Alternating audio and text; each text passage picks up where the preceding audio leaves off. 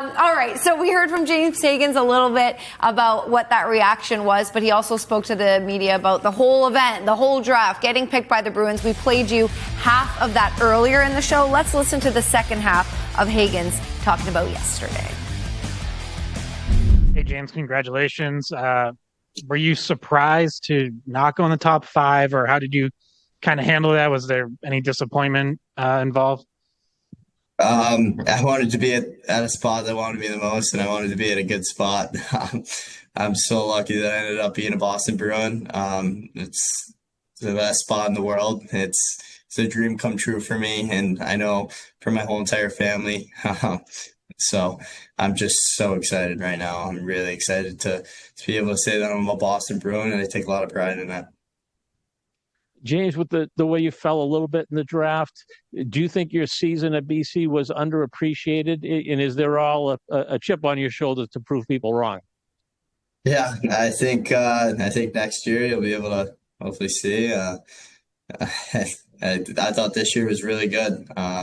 You just got to go out there next year and prove everyone that passed on you wrong. But hey, I'm in a spot where I want to be. I want to be a Boston Bruin, and I'm really excited to get things going. So, James, congratulations. I know you said it's a conversation with management about when you make that jump, but having played with a couple of guys who did make the jump last year, how close do you think you are to being ready?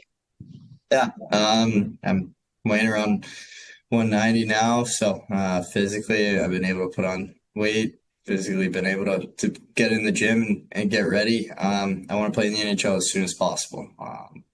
Whether that's a conversation with the team, whether you're doing that now or once the college season's over, that's a conversation we'd have to have. 2 questions, James. First of all, kind of a fun one. Adam Sandler selecting you. When you saw that, were you just like, what is happening? Is this real? Yeah, I saw him pop up. And I remember looking at my mom, and I just had the biggest smile on my face because I loved Happy Gilmore. It was my favorite movie, so it was right away the coolest thing. And then, as he starts talking, you hope to hear that he's going to say Boston College, and he ended up saying Boston College, and I waited an extra second to hear my name and stood up. From there, it was just. It was nuts. I remember walking down the aisle, seeing him riding his golf club or whatever it was. Like it was the worst. So that was pretty funny.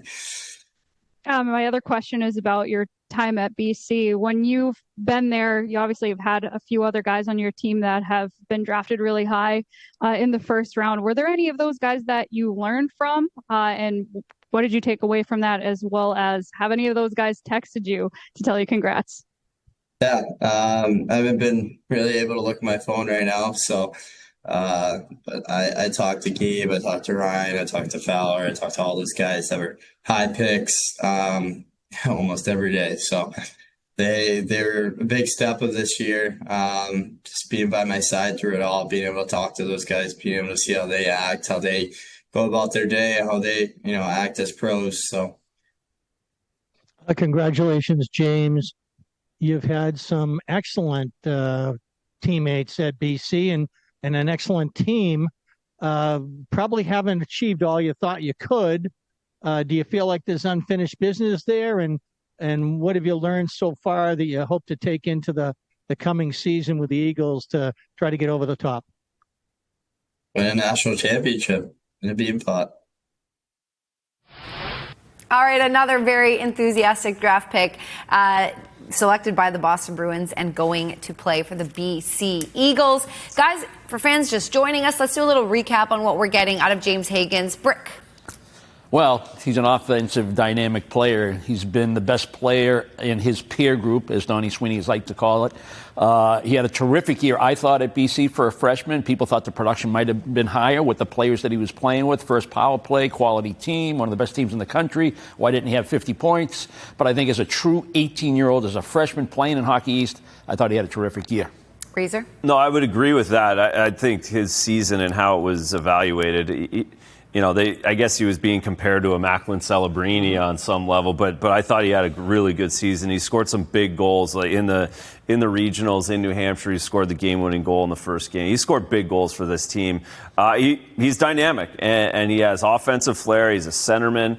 He drives. He holds onto pucks. He likes the puck. He has a lot of confidence, and again, he's been one of the best players in the world at the 2000 or as an 18-year-old. So lots of upside here, and again, probably haven't seen a Bruin player this talented on paper in a long time. And like you guys mentioned, right up the street. So Bruins fans will have a chance to watch him and Will Moore and many others in action. And of course, again, final reminder, development camp starting on Monday. All those guys reporting, and NESN will be all over that.